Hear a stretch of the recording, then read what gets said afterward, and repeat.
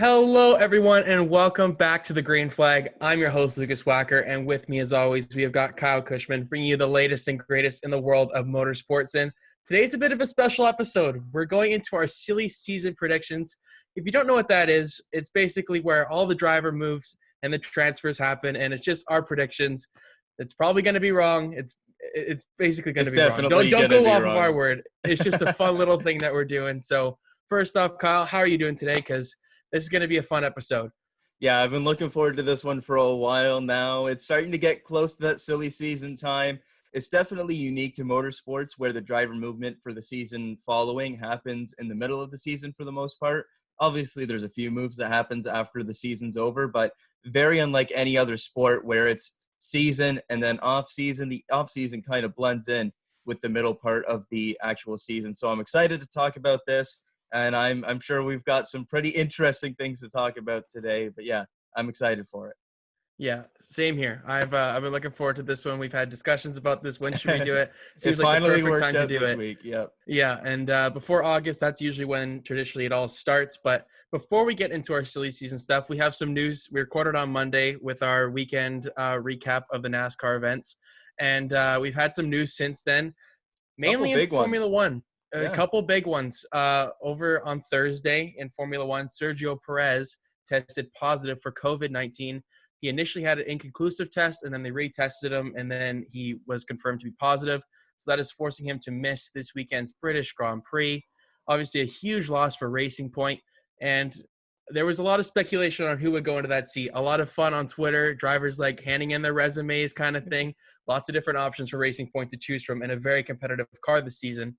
And they ultimately ended up with Nico Hulkenberg, the guy who left Renault at the end of the season. He got kicked out of his ride for Esteban Ocon, and he's back. He's back in the car for who knows how long until Perez comes back. But he looked pretty sporty in this morning's practice sessions, P9 and P7 for the Racing Point. Lance Stroll was actually P1 in Hell yeah, FP2. he was. Hell yeah, he was. So the Canadian showing some speed in England. So obviously some huge news there, Kyle. Nico Hulkenberg making his return to Formula One. Obviously a little bit uncomfortable in the seat, as he mentioned in practice, but what are your thoughts coming into this weekend, or what are your expectations of Nico in the Racing Point? For starters, obviously, our best wishes are with Sergio Perez. It's an awful situation for him in one of the most competitive cars he's been in, and he has to mix at least the next two races because of the positive test and the quarantine he has to do subsequently. But Nico Hulkenberg gets the opportunity, and I'm so glad of all the people they could have chose from. It's Nico back in the seat. He's obviously got the former ties to when it was Force India, back in now at Racing Point. And I mean, what kind of storybook would it be if he gets, after seemingly his career in Formula One is over, gets back in due to some crappy situations, but gets back into a competitive car and maybe snags that first career podium? I don't know. Maybe Can you he does. imagine? I don't know. Could you imagine? Silly season would be crazy in F1 now after that. But yeah, I really hope that he does really strong. And based on the fact that he has had no testing, no anything, no seat time, and he steps in and goes P7, P9 in free practice, that's pretty damn solid. And was only a couple tenths off of Lance Stroll's time, who has been in the car the entire season. He's looked strong as well. So very promising from Racing Point this weekend, these next couple races at Silverstone. And subsequently, Nico looking very solid after a lengthy time off in the car. I think it was 7 months it's been since he was Something last like in a that, Formula One car, immediately stepping into free practice and looking very, very strong. So positive signs now with Hulkenberg stepping in. Obviously, our thoughts are with Sergio Perez and his recovery, but very interesting twist to this weekend's race, I must say. Yeah, for sure. And if you look, they released like his timeline of events that he's had to deal with. He wasn't even in the country when they called him, and then he had to take a flight, and then he had to go to the factory, then get a seat fitting last night, get into the simulator a little bit to learn the steering wheel buttons and everything like that. He went to bed at something like 2 a.m., I thought I saw, and then he had to be up at 7 a.m. to go back to the factory, do some sim, do a test, go back to the sim, and then he had free practice at 11 a.m. So I doubt he slept very much, even if it was a 5-hour window. I'm sure he was pretty amped. The and ready adrenaline's to go. pumping. Yeah. This is a huge audition, though, for Hulkenberg. I mean, if he manages to get that podium, we're looking maybe at an entirely different silly season in Formula One because, he's validated that he can still be competitive.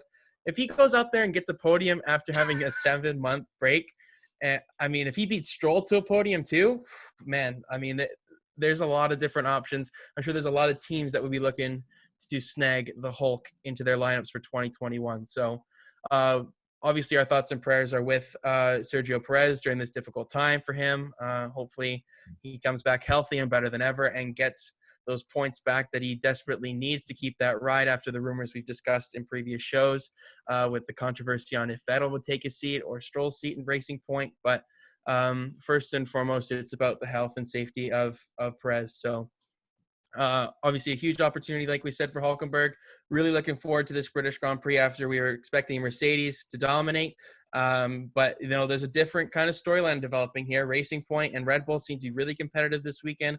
Mercedes aren't off the timing charts. Like, they're not 6 tenths ahead of everybody. So from what we thought on Monday, after kind of previewing the British Grand Prix, there's a lot more stuff to talk about this weekend than we initially thought. So that's the big news from Formula One. Obviously, really big news for a top 3 competitive car at Racing Point. So with that, we also have a Canadian news in a different form of motorsports. Let's go. Kyle's guy, Cole Pearn, coming out of nowhere, basically coming out of retirement or just a hiatus, I guess you could say. The former NASCAR Cup Series championship crew chief for Martin Truex Jr. is not returning to NASCAR, though. He's going to IndyCar. He's going to be the lead engineer for Ed Carpenter Racing and Connor Daly's entry into the Indy 500 out of nowhere. Everybody on Twitter was shocked. I don't think anybody had a clue that Pearn was even interested in coming back into motorsports after saying he's moving to Canada and basically leaving the motorsports world behind. But obviously something drew him into this position, and I'm excited to see what he can do in the IndyCar format because he has no real experience in this former motorsports. So, Kyle, this is your guy, basically from your hometown. So, what are your thoughts on Cole Pearn coming back into our lives in the motorsports world? I was stunned when I saw it, almost as much as I was, maybe not quite as stunned, a little bit of a tier lower than when I saw that he was stepping away from NASCAR. A step below, but just as stunned, really, when I saw the news that he was going to be lead engineer in IndyCar at the Indy 500 for Connor Daly. Just all of those things do not seem to match up, and yet here we are. And I can't wait to see what he does. Talent is talent, and when you can build a good race car, it doesn't really matter where it is. If you have the time to learn the differences, you're going to be good at it regardless. And Cole Pearn was, if not the best crew chief, one of the top 3 when he stepped away from NASCAR. And he hasn't lost that ability, I can tell you that much. He would have been the premier crew chief probably again this year if he hadn't stepped away. So looking at that, this is a major coup for Ed Carpenter Racing. For starters, you get some more attention from the NASCAR side of things, and you get a mega talented person into your race team, and who knows what he can do. He's going to be bringing outside thoughts, unique thoughts into the team, and rather than a lot of people kind of thinking the same way in IndyCar just because you're working on the same things and you're around that same environment the entire time, you're going to have a different voice in there in Cole Pearn. So I'm excited to see what they can do. And I'm super excited to see another Canadian back in the Indy 500 kind of stable, especially one that went to my high school. That's pretty damn cool. Yeah, that's obviously a cool moment for you to see the guy return. He's been doing stuff for NASCAR and NASCAR.com, doing videos, and he's not left the motorsport scene, I guess you could say. He's been involved. He just hasn't been at the track with a hands-on approach, I guess. Picked a good year to do it. Yeah. He didn't take that long of a break. Obviously, he missed it, or, there's just something compelling him to come back. And credit to him to coming back and trying something new, not going back into something that's comfortable or familiar in NASCAR. He's, branching out and trying new things and going into IndyCar, seeing what that can develop for him. So who knows if this is just a one-off or later down the line he goes to IndyCar full-time or he comes back to our beloved NASCAR once again. So Great news to see Cole Pearn back. For the Canadians, It's anytime there's a crazy. Canadian in motorsports, it's great to see. So, Especially in yeah. IndyCar, where we went from having both Robert Wickens and James Hinchcliffe in that magical first Yeah. season there, and in a couple seasons, obviously the incident with Wickens and now Hinch being out of his seat, the Canadian interest in IndyCar has kind of died down a little bit, but getting that boost in the Indy 500, especially with Cole Pearn, that's awesome to see. Yeah, the Indy 500 of all things to make your Indy debut in 500, IndyCar. that's a way to make a debut. I guess it's just because of the oval. Maybe he knows how to get around Yeah. Indianapolis. I think if it was a road course or something like that, probably not the first place he'd go. But Indianapolis, he knows a thing or two around there. Had some competitive cars there with Truex, so excited to see what Cole I'm Pearn so and excited. Carpenter Racing can do at the Oh Indy man. 500. I think that's probably the big storyline I'll be paying attention to in that race is just the Oh, for performance of sure. Connor Daly. So And that's a good hopefully race he team gets. too. So Yeah, anybody can win the Indy 500. To be honest, it's a that's fair. crapshoot. Yeah. I mean, anybody can go there and just have the fastest car. It's that's why it's so great. It's like Kyle, it's your favorite event of the year Yep. in motorsports. Yep. So, yeah, Just the I'm looking forward spectacle, the month to long, August. everything about it. I can't wait. Yeah, I think qualifying will be a very good evidence to see how well Right. he's actually set up that car, and how much he's actually been able to input and how much the cars maybe improved from its particular performance. So really excited. Cole Pearn, welcome back. And we're excited Hell to yeah. recap that weekend at the Indy 500 and hopefully you do well. So we're wishing you luck, pal. And yeah, that's kind of for Cole Pearn. Obviously some big news for us. I mean, that's awesome. And also from the NASCAR world, NASCAR could release its 2021 schedule as soon as August. I don't know what date that would be, but obviously over the past year and a half, NASCAR is throwing hints and everything under the sun about what they're trying to do. Maybe get more short tracks and road courses because that's what the fans want. And if we get that, we're in for a treat in Oh yeah. 2021. If there's fans at the track or not, obviously we'd prefer if fans are going to be at the track next season. That's all up in the air. But yeah, I'm really really pumped to see what 2021 has for the schedule. We know Nashville Super Speedway is already going to be on the calendar next year, taking a Dover race. Interesting that they've decided to put another 1.5-mile track on the calendar. At least it's a new one. But hopefully they go to Iowa or they get into these road courses that the lower series and IndyCar get into. So, Kyle, what do you? I mean, there's nothing really too much to speculate on. It's just they're going to announce it here in the next week or two, I'd say. Adam Stern usually gets this stuff right. But what are your hopes for 2021 in terms of scheduling? At this point, just given all the COVID related stuff, I feel like it's going to be very difficult for them to kind of get to the amount of new places maybe that they would have previously hoped for. So I'm keeping my expectations a little bit lower than they previously would have been. We've heard crazy rumors like street courses and stuff, and I don't think any kind of street courses are feasible by 2021, just given all the circumstances around it. Just look at Formula E and the difficulties they've had getting back on the track when they run strictly street courses because of the amount of battery power that they have there. And so they're doing all of their races at the Berlin airport, which they already run at, but doing different configurations there. NASCAR, I don't think they'll be able to get a street course in by next season. By 2022, I think they'll have one, not next season. So I'm looking at maybe one or two different tracks as well, in addition to Nashville, maybe looking at adding one or two more road courses, whether that be a whole new venue or doing a roval. We'll see about that. But yeah, I'm kind of keeping my expectations in check because we have the new Nashville, which is nice. It's a new place, but I can't remember if it's 1.33 miles or 1.5 miles, but That's close. Yeah, it's you're right. another It's a D little less oval. than 1.5 miles. Yeah. Yeah, it's another D oval. It's nothing spectacular, but you know what? At least it's a new track going into another, or returning to an old market. So I'm just kind of keeping my expectations lowered at this point.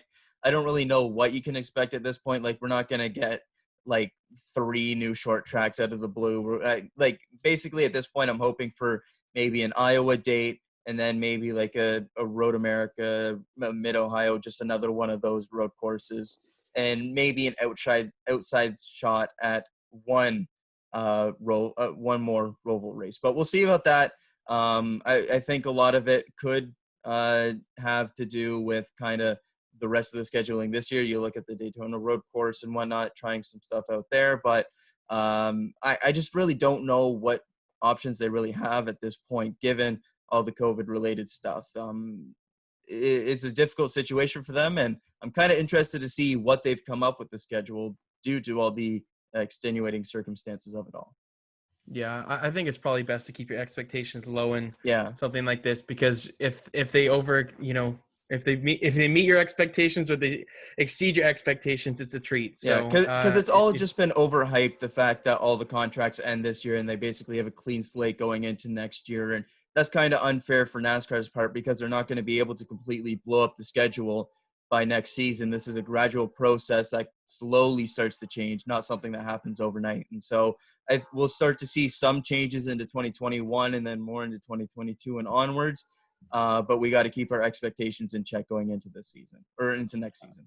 It'll be interesting to see if the Daytona Road Course is here to stay. I know they're probably going to announce it before that race even occurs, but if they bring it back next season, even if it's a success or not, if they've already thought about that. But it'll be interesting to see what 2021 has. The part about the Daytona Road Course that intrigues me is because they're doing it this season to replace Watkins Glen, but we already had it confirmed that they were going to do the Daytona Road Course at the beginning of next season for the Clash. Yeah, the Clash. That's right. I don't know. I forgot the Clash name. But yeah, we already know that they were already looking at doing Daytona Road Course. So I don't know if that's something we could potentially see down the road as well. But some interesting things to keep your eye on as we get closer and closer to this reveal date. Yeah, hopefully fans are at the track. I think that's the most important thing for next season, more than the scheduling than anything. Just seeing fans in the stands would be a welcome sight. So with that, there's also the XRX Racing Series, the one that Tony Stewart and Ray Evernham have created over the past month or so. They've signed their third driver, Paul Tracy, the Canadian.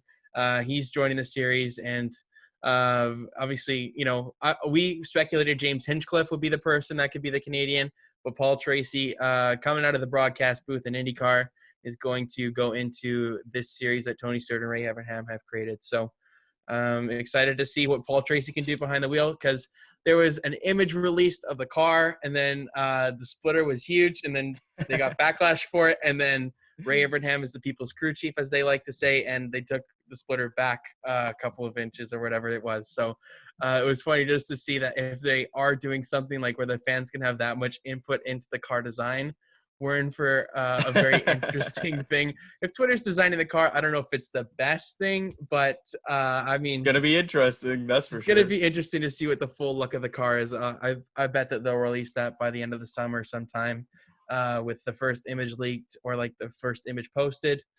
It'll probably gradually move on throughout the rest of the car. So it'll be interesting to see how many drivers actually do end up signing up for this series in the long run, because it's all up in the air. I'm guessing it's all these famous drivers that don't have any obligations at the current moment or for next season that can take some time and go into this. I think it's 6 or 7 races series for next summer. I think on the Dale Jr. download that Ray Evernham was on, I think he said that they were aiming for 12 cars with some guys doing all 6 or 7 races, and then a couple different cars being a rotation of people. So we'll see about that. But interesting mix so far, having obviously Tony Stewart confirmed because he's running the damn thing, so he's going to be in it. But also Tony Kanaan and Paul Tracy, an interesting mix of guys so far. I'm excited to see what else they can pull out, whether it's some more NASCAR people, maybe getting some short track people in there as well. We'll see about that. But good start to things as well. And I think as you kind of mentioned there, the splitter kind of controversy has turned into some good publicity for them, because they listen to the fans, and that's been a point of contention NASCAR for a lot of racing fans all across the board, whether it's Formula One, IndyCar, NASCAR. There's always been they don't listen to us and what we want kind of thing. And well, the new Superstar Racing Experience Series is, and that's pretty damn cool. Yeah, for sure. I'm excited to see how they'll handle this series. CBS is meant to carry the series next summer, so it'll be a fun little thing to watch during the summer, add to the 3 series that we already cover. So I'm excited to see what Paul Tracy and Tony Stewart and Tony Kanaan and whoever else runs this series can do. So, and also for our final bit of news before we get into our silly season talk, Eric Almirola is on the pole. Shocker. All right. He got the pole for Sunday's race at New Hampshire. I said it on the show on Monday. He is going to get a top 4 starting spot. I knew it. I didn't, this is his 3rd pole since they've done this random draw stuff. That format is meant to change for the playoffs, thankfully. And, it's ridiculous, his luck. He's got the golden horseshoe. He's got a couple of them up there. And you'd have to imagine that runs out at some point, right? That luck's got to run out at some point. It's insane. I mean, I think his success this season, or part of it, obviously the car has been better and he's performed better. But this starting position, he gets so many dang points because track position is so important. He's getting these points on a regular basis and a consistent basis just because of his starting position. And, I don't know what any other driver needs to do to get his luck, but I'm sure that they're all wanting that if you're the top 12 in points. And Christopher Bell, oh, brother. Oh, this guy has the worst luck with the random draws. I think he's starting 35th on Sunday after being in Kyle's garage pick. So it'll be interesting to see how Bell does with track position being very key going up at New Hampshire. You want to change your prediction or anything like that? Nope, I got faith. Nope. I got faith in my guys. You got faith? All right. I'm going to stick with mine as well. I'm not going to put Harvick in. Good. I'm going to stick with that. So this is your chance. If Harvick has a superstar week, that you can gain some ground on me. So I'm going to put him in as all my bonus picks. I'll say that. That's what I'm saying. So that's all the news and notes that has happened since our Monday show.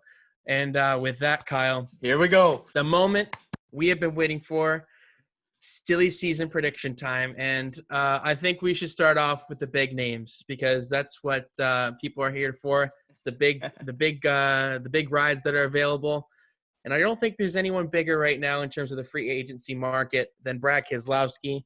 Kyle, do you want to go first for this one, or should I take? Do you want to take? Okay, I'll go first. Okay, what is your prediction for Brad Keselowski for the 2021 season? Going into the season, I thought it was a foregone conclusion that he would not be brought back at Penske and that he would end up in the 48 car at Hendrick.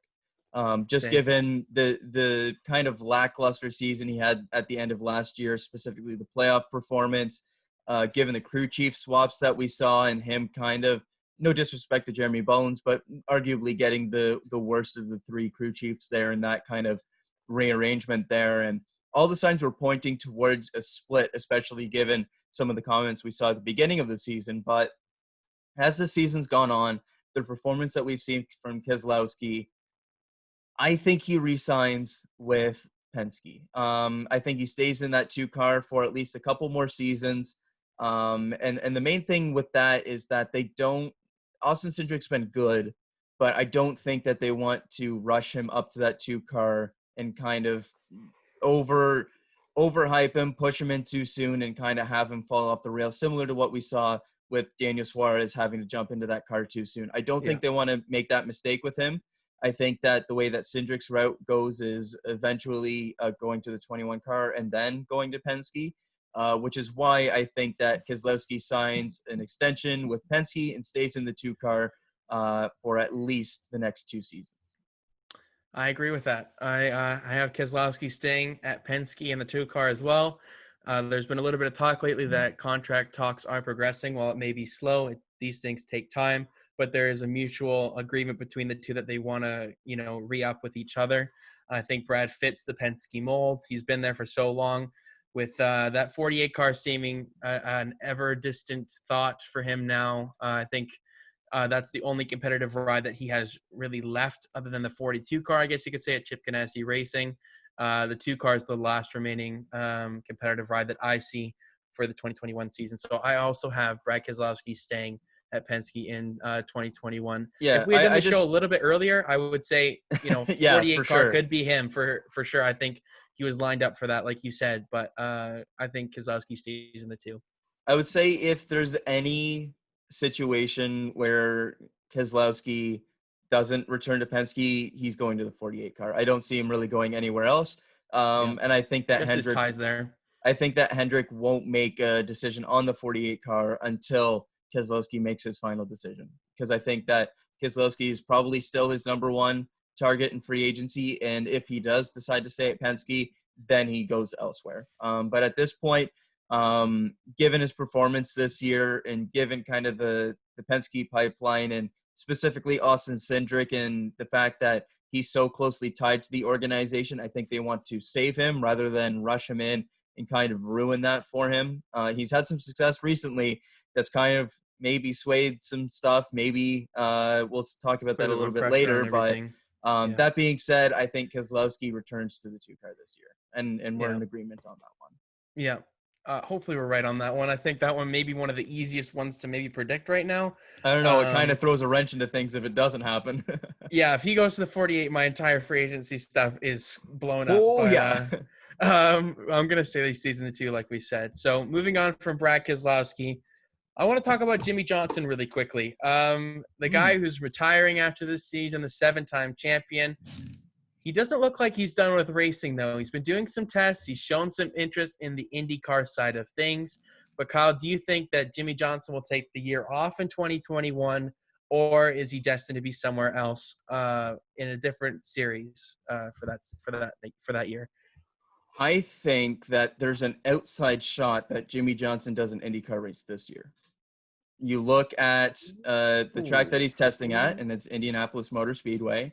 And you look at what's happening later on in the season in the IndyCar calendar, and they're going back to IMS at the road course for the Harvest GP. And it just so works out that the way that it's scheduled is the back-to-back at the Harvest GP is the Friday, Saturday, and then it's NASCAR, I believe, at Talladega on the Sunday. So I wouldn't be overly surprised if we see Jimmie Johnson try out an IndyCar race on the Friday maybe, and then go and do the Cup stuff on the Sunday, because he doesn't have to worry about practice or qualifying. So if there's ever a time to jump in and try it, might as well do it at the end of this season. So I think that we do see Jimmie Johnson in at least a couple IndyCar races next year. You probably look at maybe a return to Long Beach, something like that, maybe a couple other races. IMS makes a lot of sense. I don't think we see him at an oval race next season, but I mean, there is a pretty tantalizing duo potentially of Jimmie Johnson and Cole Pearn coming up maybe in IndyCar. That's something I saw thrown out there that got my attention, because if you remember when Furniture Row shut down, it was Hendrick that was pursuing Cole Pearn very, very heavily to become the crew chief of the 48 when they were looking to shift Chad Knaus over to William Byron's team. And so what a different story this would be if that happened. Can you imagine where Jimmie Johnson would be? It would be, instead of going to Jeff Mendering, he had Cole Pearn. You never, yeah. Talking about it's crazy when you think about that kind of stuff. But yeah, when I'm looking at this, I definitely think that Johnson runs a couple IndyCar races. I don't think he does any full-time stuff. I think he picks his places. And it's basically where he goes, because originally we thought the test was going to be with Andretti for a little bit, and then the test ended up being with Chip Ganassi. And so I wonder where he ends up going. I think the NASCAR ties make the favorite probably Chip Ganassi, but I do think that we see Johnson doing some IndyCar stuff, even as soon as the end of the season. I went a little bit different. I'm going a little bit wild here. Here we go. I'm saying Jimmie Johnson, the 7-time Cup Series champion, is going to run a full-time IndyCar season next year for Arrow McLaren. And I have a little bit of reasoning why. I think they add a third car, and he has some ties to McLaren. He did the driver swap with Fernando Alonso a couple of years ago at Bahrain, where they switched the cars, and that's when Alonso was at McLaren.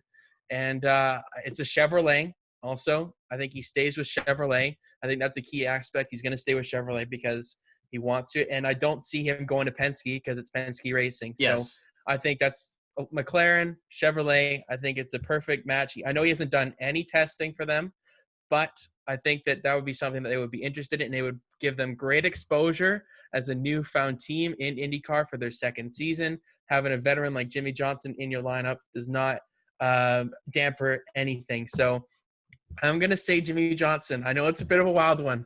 I don't think he takes a year off from anything. I think Jimmie Johnson, he's shown that he really, really wants to try this out, whether that's, as you said, on a part-time basis or a one-off. I think he's definitely going to be an IndyCar at some point. And I think next year, if he's going to stay in racing, I think you got to stay fresh. I think before he fully retires, he's going to give a full-time IndyCar season a shot. Whether his success in that, we'll see. But I'm going to say Jimmy I like the Johnson swing. I like is the going swing. to Arrow McLaren for Whew, 2021. I know okay. nothing Starting off with has some heat. led anything to speculate that is even true, but that's what I'm going with Okay. for Jimmy Johnson. So with that, Jimmy Johnson leaves a vacant 48 seat at Hendrick Motorsports. And there's been some rumors about them, maybe going down to a 3-car organization, Alex Bowman taking over his seat, and then the 88 becomes dissolved. But Kyle, this is a big one because HMS is probably the biggest ride left with competitive cars for next season. So I'd love to hear who you think. I know we usually go driver by driver here, but Yeah, the I think this 48 is a is good such transition. a Yes. huge number here. So who do you have in the 48 or anybody at all?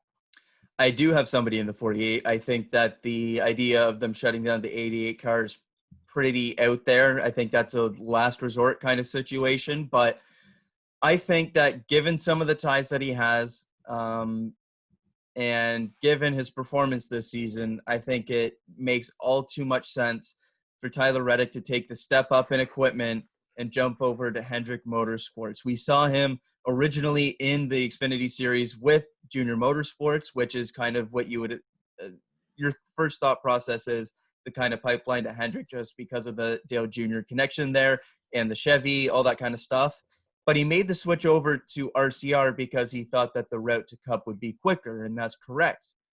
But we've seen him perform in the Xfinity Series. We've seen him perform admirably in the Cup Series now. But that RCR equipment is fine equipment. It's not amazing equipment. It's not championship level equipment.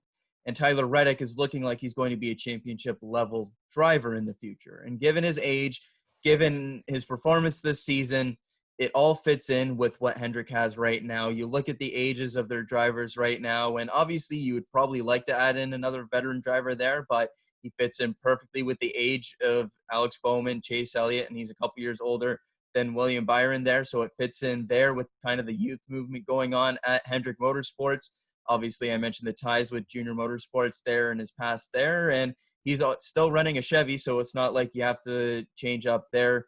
And so given all those factors, he did sign a 2-year contract, but I feel like he will be bought out by Hendrick Motorsports and will take over for the 48 car. All right. I'm going to say that the 48 is dissolved. Oh, I think Hendrick downsizes. I think they go to a 3-car operation wow. for 2021. I'm not just basing it off the rumors. Before the rumor even came out that could even be a possibility, I was contemplating saying this initially. And I think Okay. Bowman stays in the number 88 because I think it's too much pressure for him to fill the seat of Dale Earnhardt Jr. and then have Jimmy Johnson, the 7-time champ, and then take his number. I think he's built the brand around the 88. He's Junior's guy. Junior tabbed him to be his replacement. I don't think that Hendrick would do that to put the 48 on Bowman. So I think he will get full-time sponsorship from Ally, though, in 2021, because I know Bowman's had some struggling with sponsorship this season. They kind of put that together last minute with Chevy Goods and whatever else sponsors that they run in that black and gold paint scheme. But I think Bowman is a really, really good talent. He's had a bit of a rough stretch here lately. But I just don't see a driver that can replace Jimmy Johnson that would meet Hendrick's requirements that is not in a contract situation for 2021. So that's my big one. I think for the first time since 2001, Hendrick will not be a 4-car organization. So I mean, I hate it as much as anybody. The fact that it gets rid of a competitive car sucks. I hate that idea because, I don't like it when a team, especially as giant as HMS, gets downsized, or that's even a possibility. So just to think from what they've gone from with Junior, Gordon, Johnson, and then Casey Kane, Mark Martin, whoever you want to say was in that 5-car, to maybe going down to Chase Elliott, William Byron, and Alex Bowman, and then not having that 4th car is going to be an all-time low, I'd say, for Hendrick Motorsports. But I think in 2022, they come back to a 4-car organization. But I think in 2021, they take a reset And then when the new car comes out in 2022, they go back to four cars. So yeah, Bowman staying at HMS as well. That's my other thing. He's going to stay there. He's going to find the funding, as I said, with Ally. I think Ally's just been he's too already good of a signed partner. that extension. I don't think that there's really any risk there. If they do bring in a new driver, they probably have some kind of sponsorship coming with them as well. So we might see the Ally sponsorship switch over anyways. But I do think that we see the 48 car stay, and I think they go swing big and bring in Tyler Reddick into the fold. I like that we got some little bit of variety here. We're off to a good I honestly start. hope that you're right on this. Okay. I think it'd be great to see Reddick in the 48, but I love that we got variety here. I like off the top we are going big and different. So that's it for Hendrick Motorsports. I think the rest of the lineup is already said for itself. Yeah, that's Elliott, all set in Byron, stone. that's all set in stone. So I think we move to the Toyota stable here now with Eric Jones and Christopher Bell. I know those two names are almost interchangeable in some people's eyes, but we'll start with Eric Jones. Kyle, what do you have for Eric Jones' plans in 2021? I have Eric Jones staying in the 20 car. I feel like given all the circumstances surrounding it, given Christopher Bell's contract situation and the fact that I'm pretty certain he's still tied up with Toyota through next season. And given that Eric Jones is a free agent, I feel like it's best for them to keep Jones in the 20 car, keep him in your stable, keep Bell in whatever the 95 car is or becomes, and just kind of keep that situation for this season, because losing one of those guys this season, I feel like would be a major failure on Toyota's part. They can't do it. You can't do it. They're two major talents. And even though Jones has been a little bit slow to the ball here, really finding those results with JGR, let's not forget it's the JGR car that gets the least amount of resources. It's the fourth car in that stable. He's still only 24, and we're not expecting him. Young. He's still super young. Like he's the same age as Tyler Reddick. Like let's not. You feel like he's been around forever, though. You know what I mean? Yeah. I think that's what people think because he went through the trucks. He's younger than Christopher Bell. That's crazy.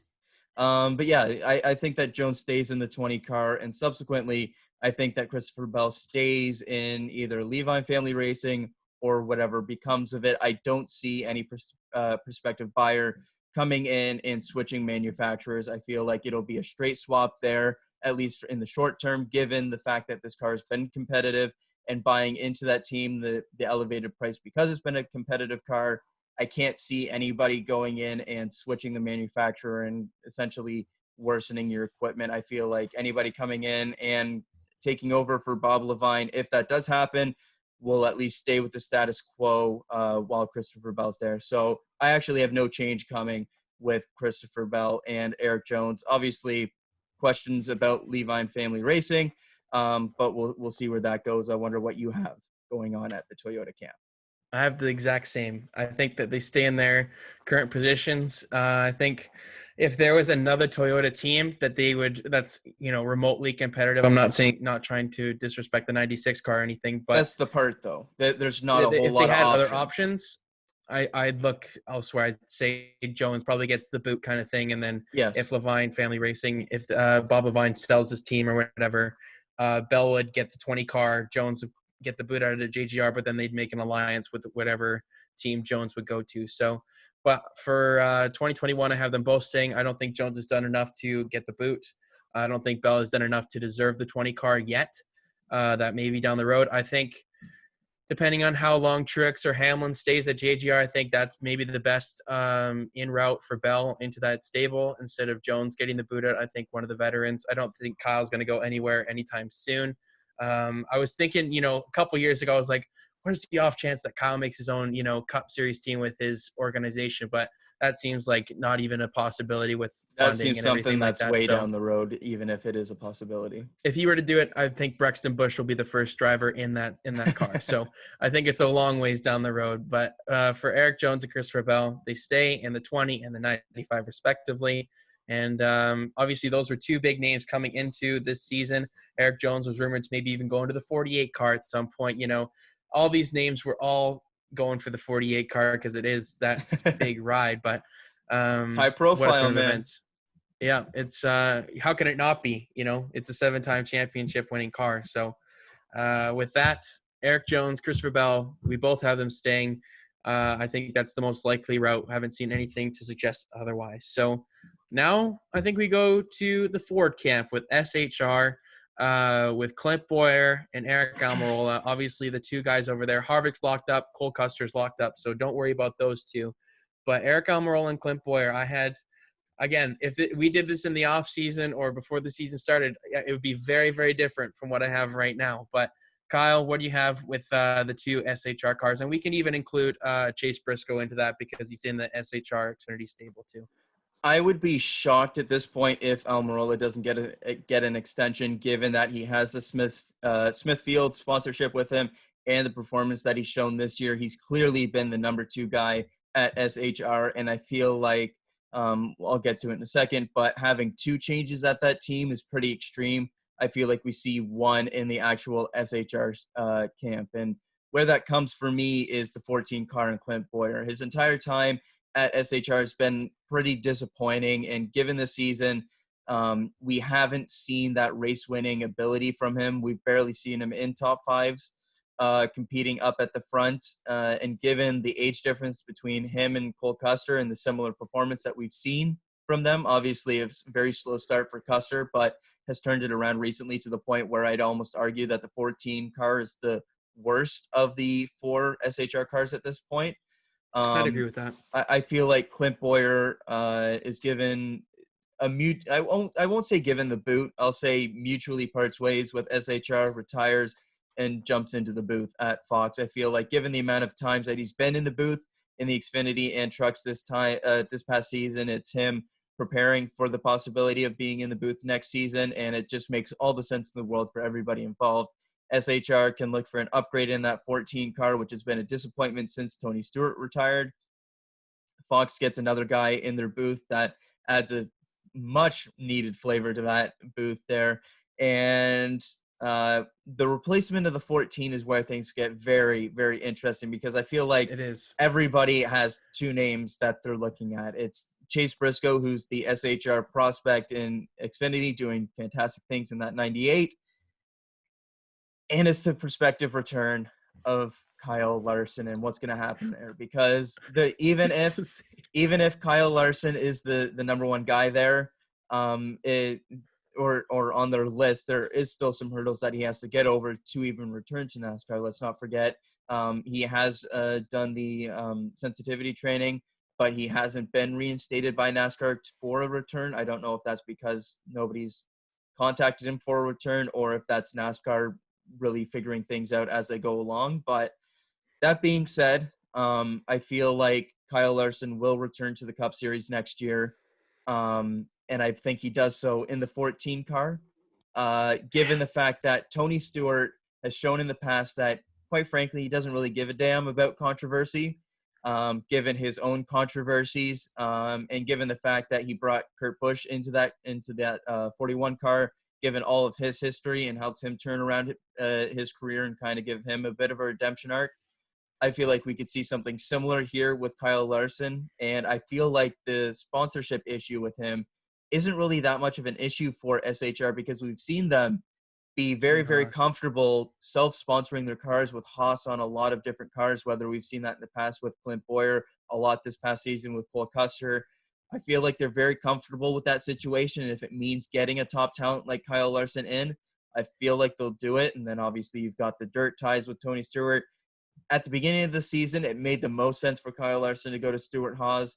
I still feel like that's the case here, and controversy or not, I feel like SHR does it, and Kyle Larson returns in the 14 car next season. Man, I'm losing my mind while you're talking here because this is awesome. So first, I'll get on with Eric Almirola. He's going to stay in the 10 car for me. You said, he's been too solid this season. If this was last season, I'd have a different answer. But this season, he's in a contract year, and most sports they perform. And I didn't see anything to say that Almirola will lose his seat this season, and especially with his luck in the qualifying draw. How would you get rid of a guy like that? So Almirola is here to stay. Man, I have Clint Boyer also getting out of the 14 car and moving to the Fox broadcast booth. While he may not like it, that's not probably his first choice. I'm sure he'd love to stay racing, but I just don't think that he is the person to be at Stewart-Haas long term. They've got an aging group there with Harvick not getting any younger, but still performing, which is insane at his age. But Clint Boyer is the guy that I see that's going to be losing his ride. He couldn't find it. I'm going to say he's out of the sport also, like I said, with the Fox broadcast booth. He couldn't find a competitive ride anywhere else that would really sign him up. I'm sure if he's going to stay in the Cup Series, he's going to go into a competitive ride. He's not going to go into another backmarker team. He's gone through too many of those. So I'm going to say Boyer moves to the Fox broadcast booth. And I have Chase Briscoe actually taking his ride at the 14 car. I think it seems like it's too perfect. Chase Briscoe with obviously being in the Xfinity Series for Stewart-Haas Racing, I think it makes sense for him to move up into that 14 car. I think he wins the Xfinity Series championship. I know that's a little bit down the road, but if he wins that championship, you cannot deny him a Cup Series seat for next season. I think he gets to probably at least 8 wins on the season, and that's into the Christopher Bell, Tyler Reddick, and Cole Custer territories, and they moved up. So Chase Briscoe is my guy for the 14 car. And then I guess if we're talking about Kyle Larson, I don't have him back in the Cup Series next season. I think he's going to have to wait one more year. I think with just everything going on in the world right now, I don't think that it would be a good decision for Stewart-Haas Racing, to put him into a car for next year. And I think if they allow everything to settle in the world, just kind of, everybody get back to somewhat of a normal state, and Larson's kind of thing isn't so prevalent and not so recent. I'd say Larson is the eventual destination with Stewart-Haas Racing, and Almirola may, if he doesn't perform next season, if it's just like a 1-year contract or something, I say Larson takes Almirola's seat at SHR for like 2022. I think SHR is his only option, really. I don't see any openings at Toyota for him. Chevrolet has cut ties with him. I don't think he's going to go back to a Chevrolet team. Ford is his only option. Penske's not going to do it. So SHR is his long-term bet with Tony Stewart, like you mentioned, with the dirt ties. So 2021, I don't think is going to be the return of Kyle Larson in NASCAR. I think he will, but I think it's a bit too soon for him to come back after everything that's happened this season with him. So Chase Briscoe is the guy that's going to replace Clint Boyer for me at Stewart-Haas Racing in 2021. So I like the out of the park swing there with Kyle Larson coming back. I'd obviously love to see him back, despite everything that he's done. He's so talented behind the wheel of a race car. He deserves a Cup Series ride. He just did a stupid mistake, an inappropriate move on his part, and he's taken the steps necessary to try and improve himself and better himself as a person.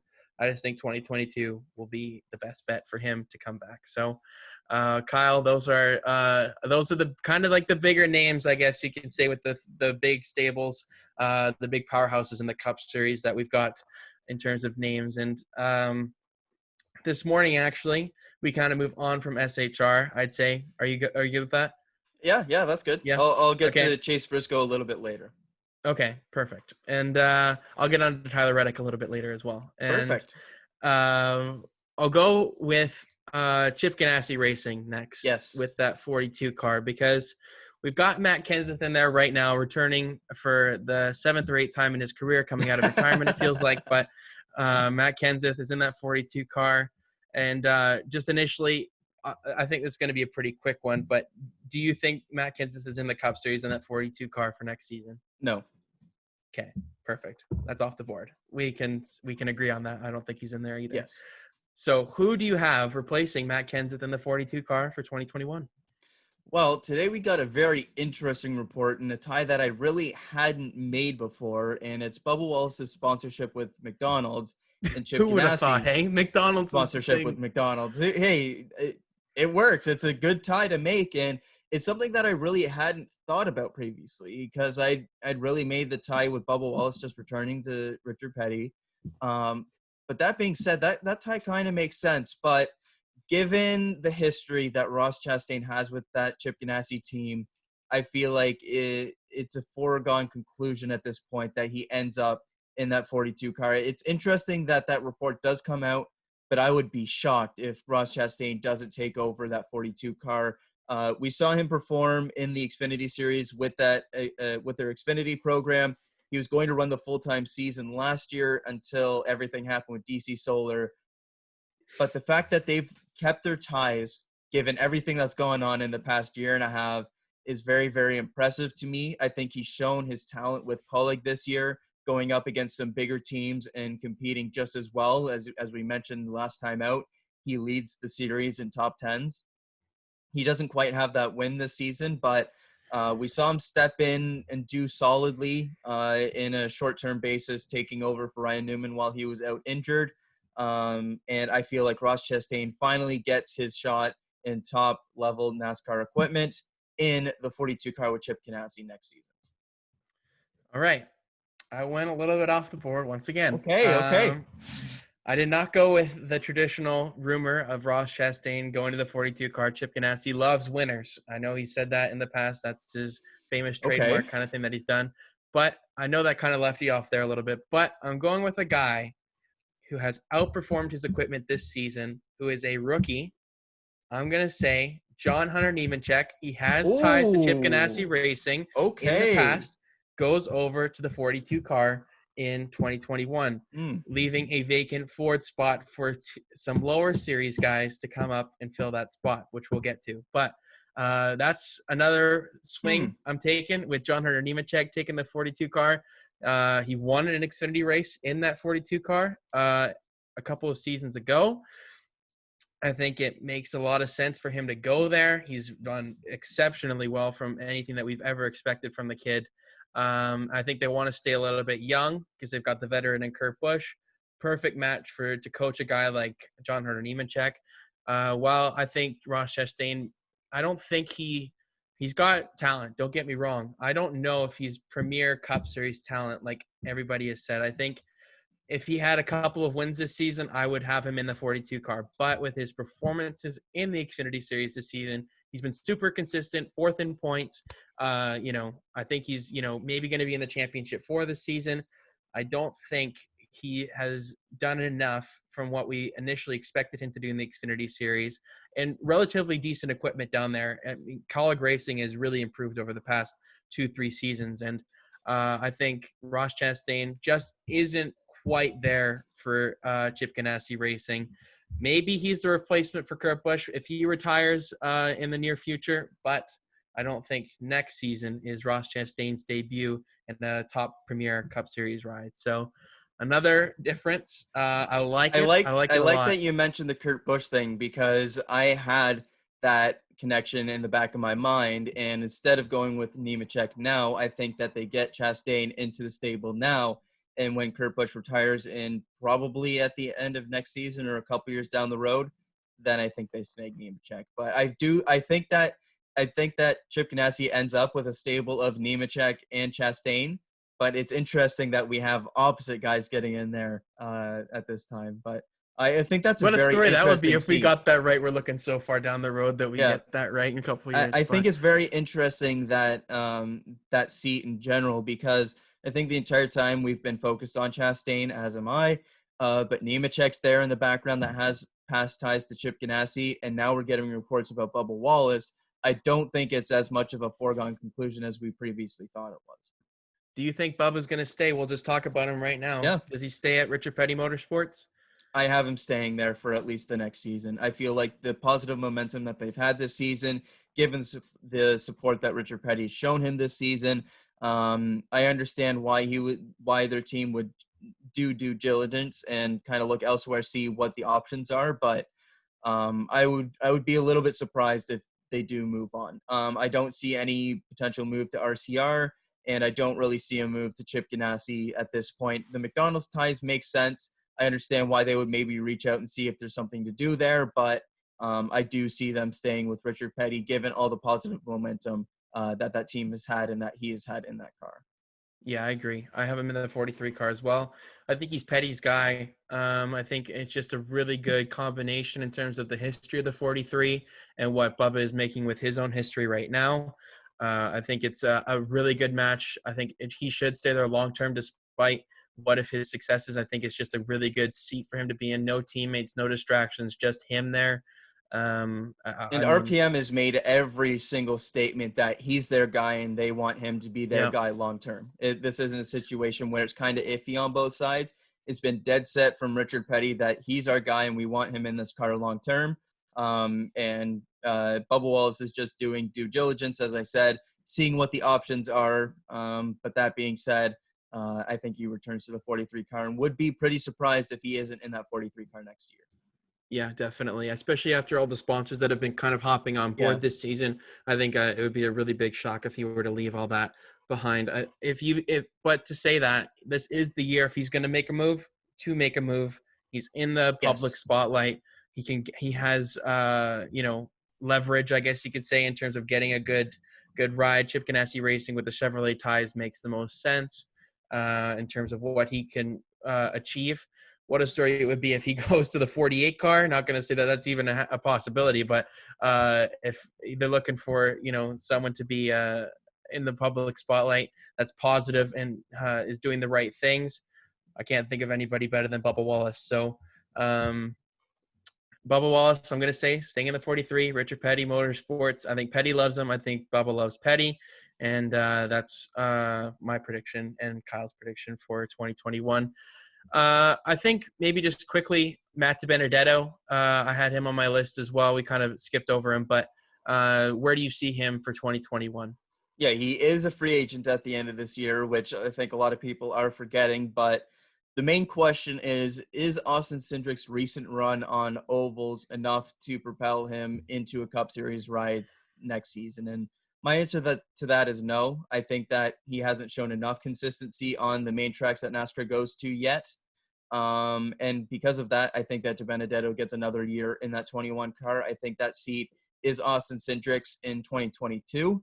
But in the short term, at least, I believe that DiBenedetto stays in that seat. And then he's looking elsewhere to see what options are for 2022. But given his performance this year, the major uptick in performance over Paul Menard, and maybe Austin Cindric not quite being ready for Cup level yet, I think all those factors result in him returning to that team. Yeah, I agree. I've got DiBenedetto staying in the 21 as well. He's been too good this season, and I don't think he's going to move to a third different team within 3 seasons. Exactly. I don't think that that's fair to him. I don't think, he's been wanting this top ride. While it may not be the top ride, it's a playoff, playoff position Potential car. race winner.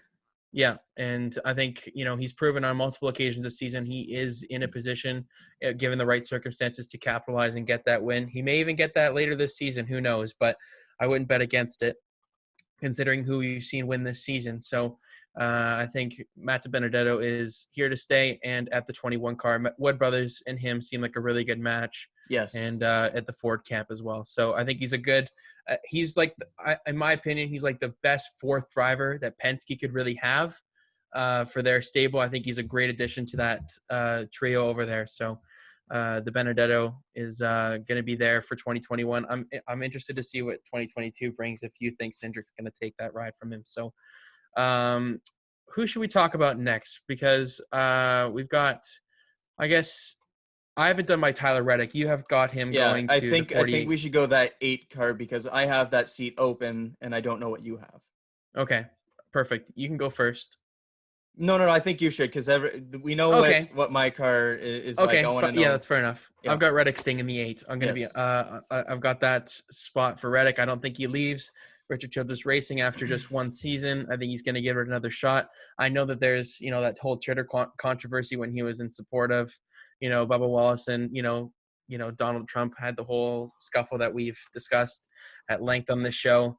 But I think after his performances this season, I don't think Childress can afford to let him go. He's still got another year on his contract. He's not necessarily a free agent. I think that spot is his to stay in 2022. If he has another standout year like he is having, and he shows even more improvement, well, he's out of there. He's going to go to a top ride.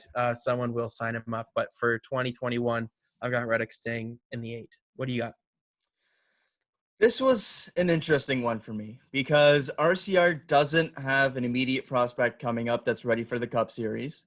Neither any of Myatt Snyder, Anthony Alfredo, Kaz aren't touching the Cup Series anytime soon. No.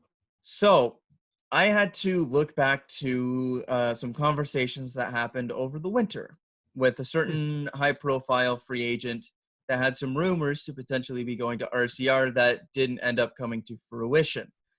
And it's because that they didn't want to open up a third car, and there was some interest in running him in their Xfinity program, but he decided not to and stay in the Cup Series.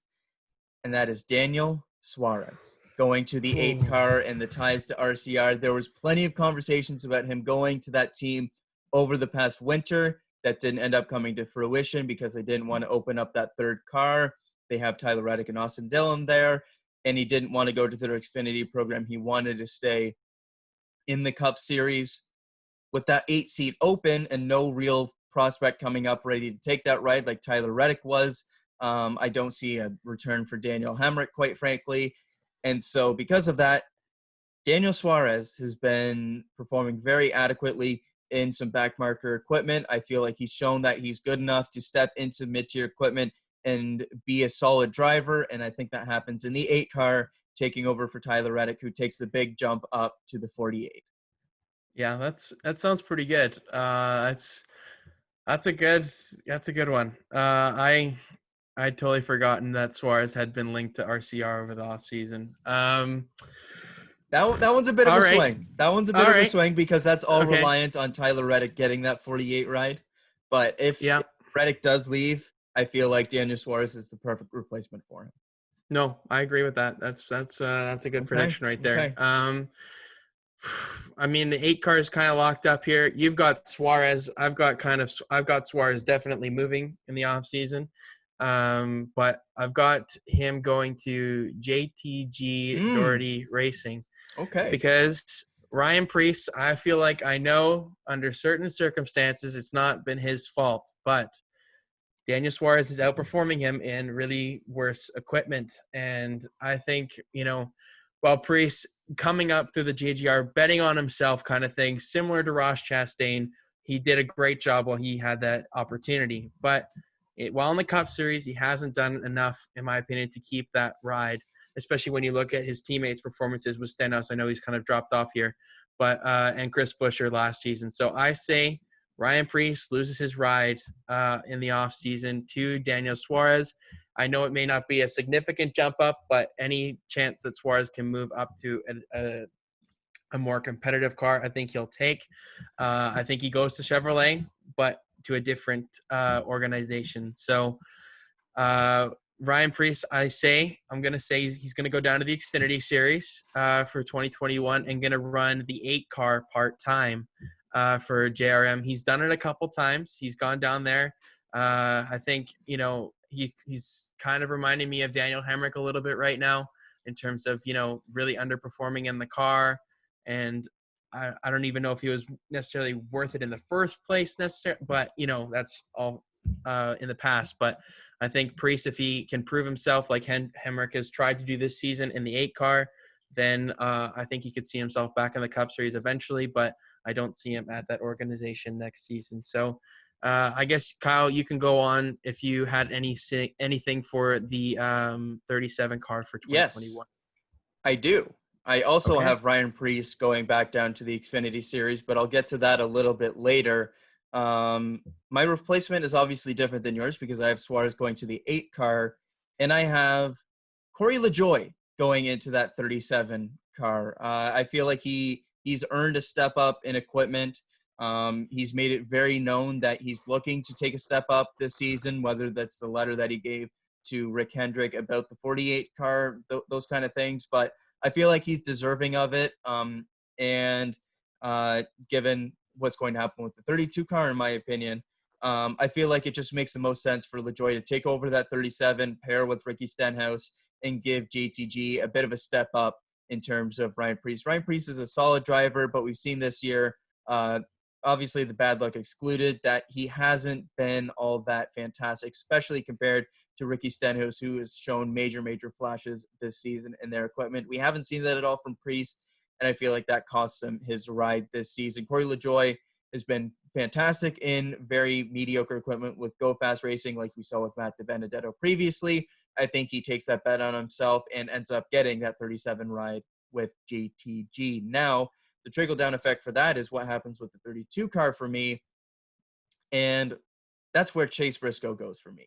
They've got the SHR Alliance there. I feel like Chase Briscoe deserves that step up to Cup, but if they get the opportunity to bring Kyle Larson in now, I feel like they will go for that. And so that leaves the 32 car for Chase Briscoe with more of an alliance with SHR, maybe something similar to what we've seen with JGR and Bob Levine, maybe last year more than this year.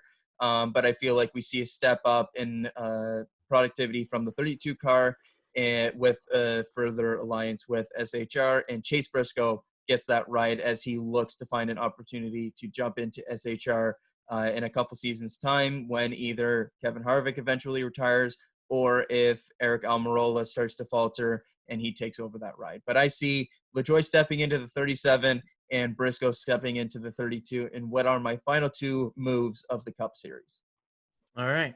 I've got LaJoie staying at the 32 car for next season because I've got Briscoe going to the 14. If I would do the exact same thing you were doing if I had Larson in the 42, Briscoe goes and takes the 32 car just because of that alliance. Right.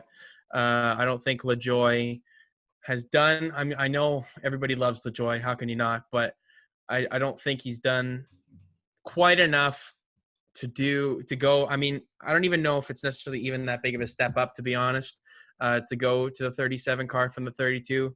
They've been on similar terms at some points this season, and the 32 has got that SHR alliance.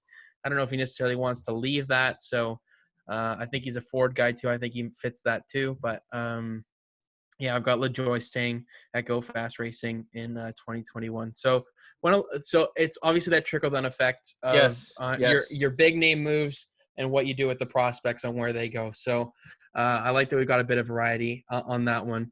Who else do we have to cover here? I guess. Do you have any other moves in the Cup Series? That's all I have. I think that's all I have as well. Yeah, Suarez going to JTG. It's such a tongue twister, that name. Hey? And yes, that's. We can get into the Xfinity guys that are currently in the Xfinity series and where they're going to go, I guess, right now, because I don't have any other interchangeability with any other current Cup guys switching teams. So I've got first on my list. I said Ross Chastain is going to stay down in the Xfinity series for one more season is my prediction. I think he stays at Colleague just for one more year. I think that Kurt Busch thing, like we talked about, is a potential possibility, but I think he stays down there for one more season. I think he's the championship favorite there next season if these guys that we will get to talking about move up. So first, the next person I have on my list is Austin Cindric. We haven't really confirmed where he's going to go for either of us. So Kyle, where do you have Austin Cindric for 2021? I have Austin Cindric staying in the 22 car in the Xfinity series for one more season, looking to win that championship, dominate in a similar way that Chase Briscoe has done for much of the season. I think that he stays one more season and then takes a step up to Wood Brothers by 2022. I just feel like it would be a little too soon for him to make that step up, and there isn't really a clear space for him to go into. I don't see him taking over the 2 car this early. That's pretty crazy in my opinion. And it just kind of makes sense. He's been solid on the ovals this year. He's gone on a bit of a run recently, but I think that they need to see more consistency from him in those oval races because that is, of course, where majority of the races lie. We know his talent on the road courses, but once he gets those majority of his wins on those ovals, which we'll probably see, or what we're seeing recently, if that can continue, maybe that changes things. But I feel like he stays one more year with the Penske Xfinity team. I have him moving up to Cup next season because John Hunter Nemechek is going to leave that Front Row Motorsports ride open. And I think Cindric staying in the Ford camp is going to move there. I think it's a very similar move like John Hunter Nemechek has done, going to obviously a team that's exceeded expectations this season. I think Austin Cindric makes a lot of sense staying in the Ford camp and going to that ride. I think he's done enough this season. He's right there with Briscoe in points. Whoever wins that championship, I say it's between those two drivers, will definitely have a really good shot at getting into the Cup Series. I think both of them do. Whoever wins the championship, I think they both make it up. So, I've got Cindric moving up to the Cup Series for 2021, which leaves a vacant 22 car in the Xfinity Series for myself. So, I went a little bit wild here. Okay. I'm not going to See, lie. this is where I'm interested because I hadn't even remotely thought of that as a possibility. But let's see what we got here. Okay. Noah Gragson. What? I know. I have Noah Gragson going to Penske in the 22 car for next season. Okay. Because I've got there's an open 98 car as well down there because I've got Briscoe moving up. So I've got 2 Ford guys open. So I'm going to say Gragson leaves the 9 car at JRM because nothing's confirmed for next season. I think he's ruffled some feathers over in that camp a little too much. I think he fits the Penske mold in terms of ruffling some feathers. I think Roger Penske would definitely take a shot on him in the 22 car. And I think Gragson moves to the 22 car. That's like out there. Like, Okay. it's way out there. Okay. And then with the open 98 car that I have with Briscoe, okay, I've got Daniel Hemrick taking a full-time ride in the Xfinity Series. I think he's looking for one. I don't think it's a part-time basis that he can continue for very much longer. And Stuart Haas and Tony Stewart and Gene Haas, they like to take a little bit of a risk on some guys. Hemrick and Briscoe and Cindric, they all came up through the Brad Keselowski sort of stable there in the Truck Series. And I think Hemrick would fit going back to a Ford like he did when he was driving for Brad. And SHR seems like a good place for him to prove himself, where he's been asking to do so. And if he wins in that car, he has a route back to the Cup Series. So I've got some big names because of those two with Cindric and Briscoe moving up. That leaves 2 very competitive rides in the Xfinity Series for next season open. And I've got Daniel Hemrick and Noah Gragson filling those 2 spots. So I'll just finish my kind of go thought ahead here. And finish it, yeah.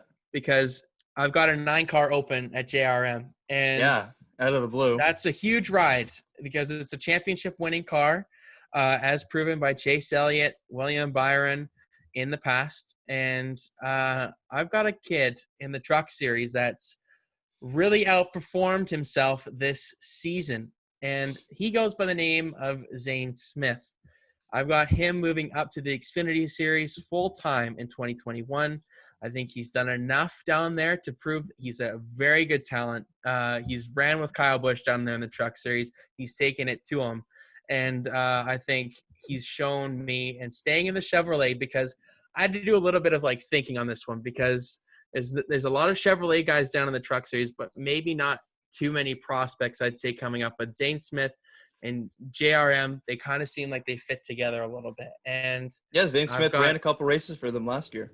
Yes, and that's my thought process on that. I think if Zane Smith makes the championship in the Truck Series, even if he wins the championship or not, he makes his way up to the Xfinity Series full-time. So he's got Noah Gragson's spot at JRM, and GMS would go back down to a 4-truck operation because I think 5 trucks is just a little bit too much for them at the moment. So, that's my thoughts. That's kind of all I've really got for silly season, to be honest. That whole kind of chain, they kind of molded together. But I like Kyle, it.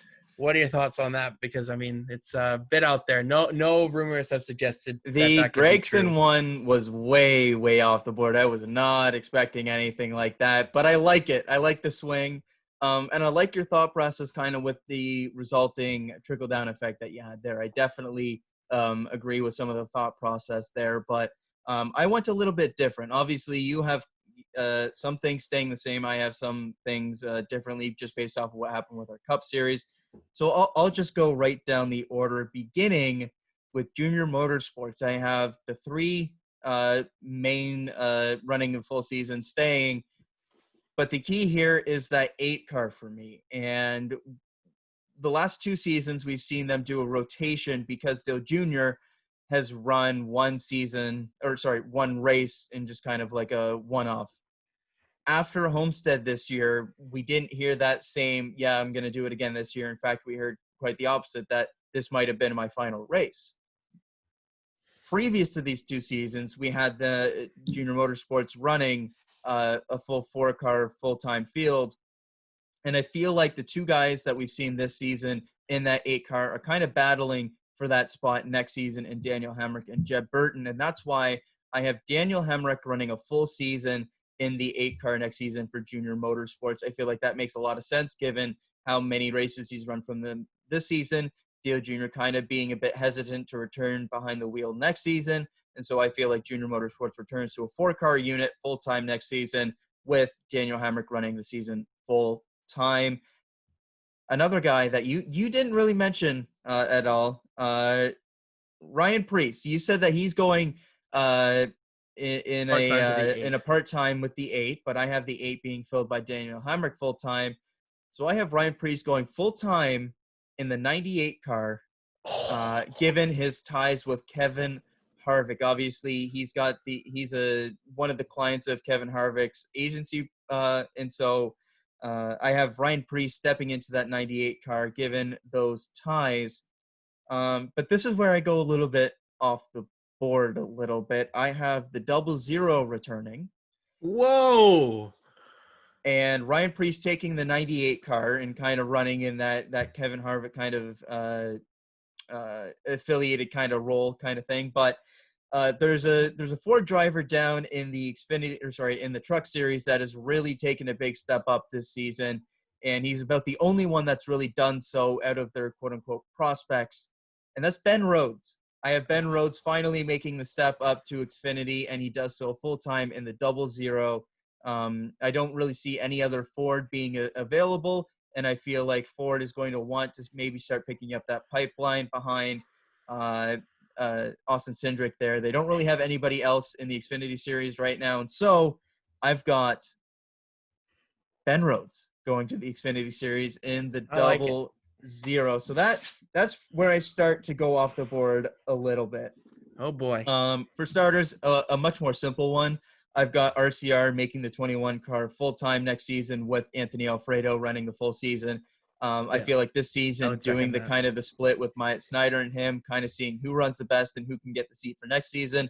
I feel like Alfredo has outperformed him. He's younger as well, so I feel like he gets that ride full time. So that's just kind of a note there. Do you have the same there, or do you have them a rotation as well? No, I have the exact same. Okay. Which brings me finally in the Xfinity Series to Kaulig Racing.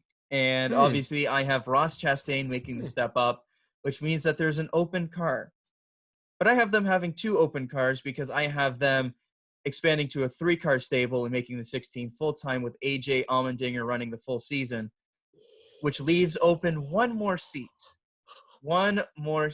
And we've seen Kaulig Racing kind of go all over the place a little bit with their driver signings. We saw them bring in Justin Haley from GMS in the Truck Series. We saw AJ Allmendinger kind of step in a part-time basis after a fairly lengthy Cup Series career. And we saw them bring in Ross Chastain after a very, very good season in trucks and kind of running some backmarker stuff in Xfinity. And so I see them kind of combining all of those elements together to bring in a certain guy that is doing his damnedest to try and make his way back up to the Cup Series. He's done very, very well in the Truck Series, and he started to run more and more in the Xfinity Series these last 2 seasons. Oh, my God. God. Going to the 10 car, Brett Moffitt. Wow. Woo, man. Cushman. Brett Moffitt. You're off the walls this morning. Brett Moffitt has run essentially a full-time program with our motorsports in the O2 car this season and has looked very, very good there. He's been in GMS these last couple seasons. Before that, Hattori in the Truck Series. And all of these moves these past couple seasons, running a couple races for Junior Motorsports as well, have kind of given me the impression that he's trying to do something similar to Ross Chastain, where running as many races as he can, trying to get in top-level equipment if he can, and make his way back up to the Cup Series because, of course, he ran for Front Row Motorsports back when they were very much back marker equipment. And since then has gone back down the ranks and has kind of tried to work his way up. And I feel like Colleague Racing takes that shot on him. They've shown the interest in making that third car more and more prevalent. And I think that they do so with a 3-car stable going for the championship with Brett Moffitt, Justin Haley, and A.J. Allmendinger in the stable there at Colleague Racing. That's where I go real big on my Xfinity predictions. Man, that is off the board. Holy smokes. Because the guy who put Gregson in the 22. Yeah, well, I guess we can both have our big Xfinity picks. Oh, man. So there you go. I definitely don't have anything remotely close to what you have right there because I've got Chastain staying down there another year. And I don't think Allmendinger comes full-time because he's just got his NBC kind of contract doing broadcasting. I think it makes sense for him to stay with broadcasting. And I think he has other interests outside the Xfinity Series in terms of – that's true as well. Endurance racing and stuff like that. I don't know if he wants to be tied down for a full season. So I definitely have a difference of opinion on that one, but I really like what you're thinking because everything that you have said flows really, really well. It makes sense. And I feel like the same with mine, but they're totally different. Very, very different. Very crazy to think. But one of us could be right on one of these, and that's the crazy if I'm part. right on any of these, I'll be happy, quite frankly. Same. If I get Gregson to the 22, I will be the only person that has said that. Yeah, if you get Gregson to the 22, that's getting clipped up and going on Instagram ASAP. Yeah. But yeah, that's off the wall. That's crazy. All right. Yeah. Well, is that all for your Xfinity Series? Yes, that's all for my Xfinity Series. Okay. We move down to the third level in the NASCAR series. We moved down to the truck series, and with your movement, there's a couple open spots for sure. So I'll let you go first here with, I guess, start with your Brett Moffitt. Who do you think is going to take his I don't spot? want to start with that. Oh, why not? Well, because go whatever you want. I had to try and figure something out for it because I wanted to put Sam Mayer in that truck, but he's too young to run full-time next season. He has to wait another year to do so. So I had to try and get creative with it. And you know what? Throw it and see if it sticks. It worked the first time for him, so let's see if they do it again. Austin Hill goes to the 23, stealing from Hattori once again. Obviously, the first time Brett Moffitt was kind of dropped for sponsorship reasons. I feel like Austin Hill is kind of in limbo a little bit because of what's happening in the Toyota camp, which I'll get to in a second. But I feel like Austin Hill will make the jump over to GMS and remain in top-level equipment, moving over from the 16. And I have him moving over from the 16 because of the kind of craziness that is the Toyota camp right now. They have a ton of high-level prospects right now. And remember that Hattori truck is a Toyota truck. And so because of that, I've got them kind of being linked in with kind of the jumble that is the Toyota prospects. I feel like the easy guess right now is putting Chandler Smith full-time in the Ford truck. It seems like that's a foregone conclusion at this point, him making the jump full-time with KBM and doing so, replacing Raphael Lessard. That just makes the most sense. I don't see any movement happening with JGR in the Xfinity Series. And because of that, I don't see Christian Eckes making the step up. And that's probably smart. Harrison Burton was the one-off. I feel like they should spend a couple of seasons in the truck series and kind of build that up and then make the jump up. So I've got Chandler Smith in the 4. And so what happens with Raphael Lessard there? And, well, that's a trickle effect with Raphael Lessard and Derek Kraus. We've seen Derek Kraus be very, very solid with that relatively new McAnally truck in the truck series. And so I've got Kraus jumping over to the 16 truck, maybe getting a bit of a step up with Hattori staying in the Toyota camp, and Raphael Lessard jumping in the 19 truck. Just kind of a bit of a jumble around. I don't see any of them making the jump over to a different team, a different manufacturer like Todd Gilliland did, just because that split was so messy. I don't really see that happening this time around. Raphael Lessard has had brutal luck in terms of not having any practice time, and we've really seen his success really struggle because of that. In turn, Derek Kraus has been very, very solid this season in kind of similar circumstances, although he had much more truck experience previous. So I feel like they kind of do that jumble around, and that works out well for them there. And I'll just finish quickly here. I have the 99 truck open at ThorSport because Ben Rhodes is making the jump up to Xfinity, and replacing him because he loses out on the 21 RCR ride is returning to ThorSport, Myatt Snyder running the truck full-time in the 99. And finally, DGR Crossley expands to a 2-truck stable with Tanner Gray and Haley Deegan making the jump full-time in trucks next year in the 17 truck. All right. I have KBM expanding to a 3-truck organization full-time to bring in Chandler Smith. Either they put the 46 in or the 51, whatever one, Chandler Smith, whatever number that they want, so that Kyle can run a part-time basis there in the 51. And then Chandler Smith gets a full-time ride. I don't think Lessard has done enough to lose his KBM ride. I mean, no practice, no luck, no nothing for him. It's very similar to what Kyle's honestly had in the Cup Series in terms of luck. So I think Lessard stays there. I don't have as much movement in the Truck Series as you do because I don't have as many movement coming up to the Xfinity Series, specifically Ben Rhodes. I think he stays down there in the 99, excuse me. I've got GMS, going down to a 4-truck organization. I don't think they stay at 5. I think it's just a bit too much. The only reason why I think they stay at 5 is because of Sam Mayer. I think that they'll go down to a 4-truck stable once he's able to go full time. But given that he's their top prospect and one of the top prospects outside of Chandler Smith, I feel like they keep that open for him. And that's what I'll go with on that one. I'll say Sam Mayer just gets like a 5th. They make a 5th truck on part-time basis for him. Okay. I don't think they run a truck I think it's specifically for him to run. If Chase Elliott ever wants to come back down and do another bounty, I think that could be a truck where he goes into as well. But I don't have Brett Moffitt moving up either. I think he's going to do what he's done this season in terms of just running a part-time basis in the O2 and staying specifically in the trucks. It's kind of crazy because his stock was so high when he won the championship, and it's after that it's kind of gone under the radar a little bit. He just hasn't performed as well at GMS as he did at Torrey. So I've got Hill staying at the 16, I think, because I think he's done really, really well. Tough for me. I feel like Hill is likely to stay in the 16, but the expanding Kyle Busch is definitely an interesting idea that I hadn't really thought of too much. I feel like we'll see a couple interesting things with the Truck Series. Yeah, it's the Toyota stable that's really going to have the problem because they've got so many dang prospects. So many.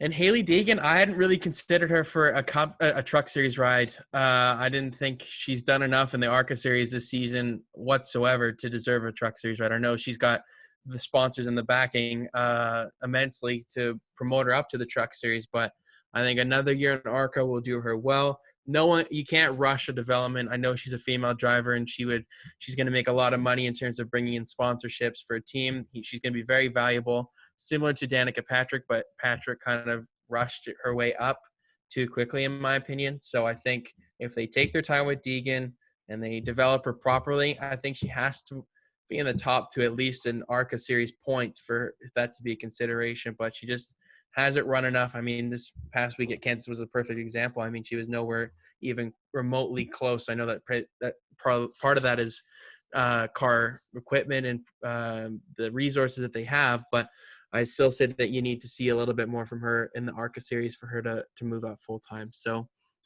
I mean, she has to go to a Ford. She's in the Ford development camp. She can't go to the rumor KBM truck because that's what she was going to do maybe even last season before she switched performance prospect pools. So I like what we both have. I have Deegan moving up just because the competitive level in ARCA is just so low. There's only 2 or 3 people other than her running the full schedule. And then other than that, it's just kind of the Joe Gibbs guys coming in, having that insane high level equipment and just kind of dominating whenever they feel like. So for me, I feel like making the jump up to trucks is probably best for her development, just so that she can have that high level of competition and slowly start to work her way up from there, and maybe spend 2 or 3 seasons in trucks before making the jump up from there. But I just don't really see how another season of ARCA really serves her all that fantastically, just given the competition level. But That's true. I feel like DGR has kind of made that commitment to her, where we've seen how Tanner Gray has done, especially this year in trucks, and how he's had basically hit or miss performances, some very, very good, some fairly disappointing. And I feel like we could see the same thing from Hailie Deegan next year if they do decide to go to that true 2-truck stable. And I feel like they will do that, and just kind of make good on why they brought Hailie Deegan over and why she made that jump over. I feel like that kind of follows the progression line that they've been hoping for, and getting into that high level of competition, see where she goes from year one and kind of build from there. But I don't really see how another season of ARCA can really help out her development all that much, to be quite frank. That's true. It's just a series that has only 2-3 cars that are really competitive. So I would it's unfortunate that she's really not one of those two that you really see at the front. I mean, she's, top 5, but that's not really too hard to do. She's just not, she has to win a race in ARCA, I think, to move up a little bit, but definitely not out of the question to go to DGR Cross. She's had some bad luck as well, with some wrecks. You look at the Brett Holmes incident, was it Drew Dollar or Brett Holmes? I can't remember. But she got wrecked. One of the two. They kind of get mixed up in my mind for some reason. But one of the two, she got wrecked by them, lost out on a bunch of points there. And she's been decent in that DGR equipment. We've seen Tanner Gray kind of run similarly to her as well. So it seems like it's more of the equipment than it is a big skill gap between those at the front in ARCA. But I feel like it's probably a good move for her to make the step up. And I would be a little bit surprised if she's not at least making some Truck Series starts next season, if not doing the full season. I'd say that she does part-time. I'll go with that for mine. I'll go that a little could bit be a more but likely development route, and taking that slow progression up, which the Deegans have made very, very clear that they don't want to rush her. They don't want to make the same mistakes that Danica Patrick made, quite frankly. And we could see that. I think that could be a happy medium where she's getting the experience in the trucks while also still running full-time in ARCA. That could be something, maybe getting even more seat time, because you'd be running a couple races a weekend in some instances. That's an interesting one there you mentioned.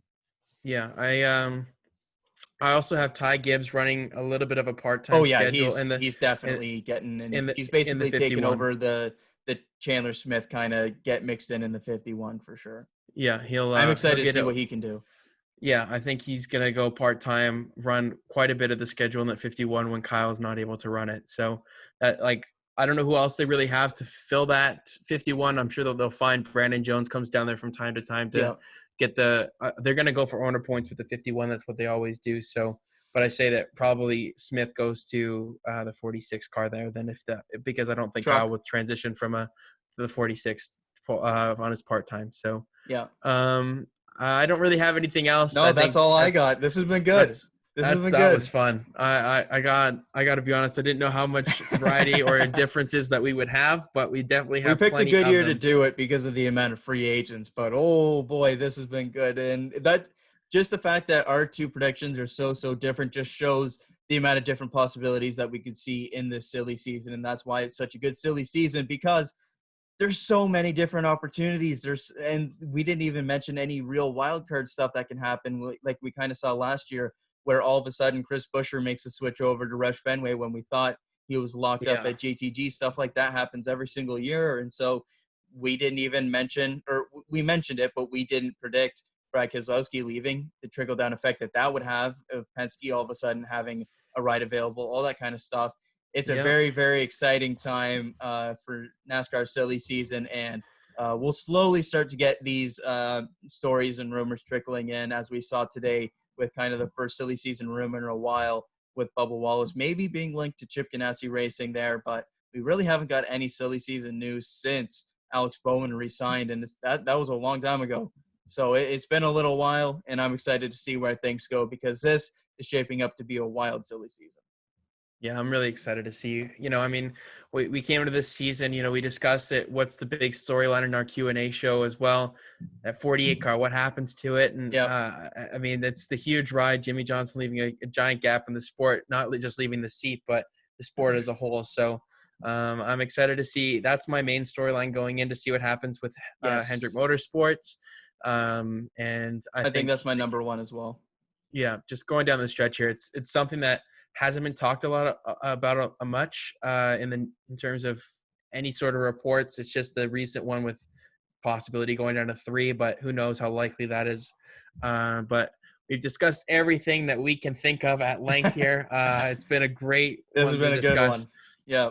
I mean, it's something that even if you do this in your mind, you don't have to do a show or anything for it. It's just fun to write this stuff down and Oh, look back on it and see I've how done right this or so wrong many you were. times over the past few months. Oh man. Yeah, it's crazy to think how much can change in just over half a season here. If you told me we were doing this in February when all the drivers were confirmed where they currently are, and we had no performance, I definitely would have a very different one, and I'm Yes. sure Kyle would too. So, yeah, that's going to be an exciting storyline to watch, following all these drivers, all the silly season moves as we wind down the season in the NASCAR Cup Series. So, with that kind of concludes our silly season episode. We're really excited that we got to bring that to you guys, and we will definitely keep you up to date on any Oh more yeah. driver moves, As soon because as in August anything is is announced, we'll traditionally, be sure to talk about it on the show.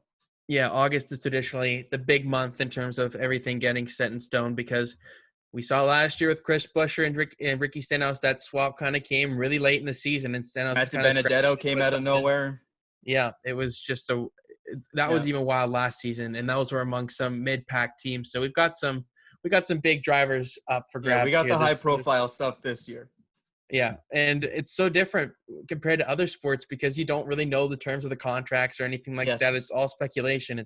But when you hear it in hockey, basketball, you know the term, you know the money, you know There's a everything. lot of announced as 2 years, but it's actually a 1 year plus an option year, and that can throw a Yeah. wrench into things as well. But yeah, we'll slowly start to get more and more news regarding the silly season as these days and weeks start to tick away. But I would imagine we start hearing some driver news throughout August, and I cannot wait because silly season is very, very fun, as you can tell by this lengthy show we've done. Yeah, it's but it needs to be discussed. We are Oh yeah, it's informative. so much fun to discuss. It's don't strictly go off of our predictions. Make sure you do Go your own. 100% off of our predictions. Yeah, or you can do that too. That works too. But it's going to be exciting to see who's right, who's wrong, and if we just missed the mark entirely for both I of us. have a feeling he's probably the last one. Yeah, usually is in these sort of things. You think you're right, but you're usually wrong. But there's a race this weekend. Also, just going to point this out. We've got the New Hampshire race for the Cup Series. Formula One is in Silverstone for the British Grand Prix. Obviously, we talked about the Hulkenberg story off the top. So make sure to tune into that. I am a really bad host. Is IndyCar racing this weekend? I don't think No, so. they're not. They're racing August 8th is their next race at Mid-Ohio. So Right. just 2 motorsports this weekend. And they're definitely going to be ones to watch. So make sure you tune in on Sunday. There's definitely a lot of stuff to talk about. More sports are coming back, so we'll be busy with that in terms of Oh being yeah, we sport will. media students, watching a whole bunch of different sports. So we hope you enjoyed this episode, the special edition of our silly season predictions. I've been Lukas Wacker. He's been Kyle Cushman, and we will talk to you after this weekend's races at New Hampshire and Silverstone. Have a great weekend, everybody.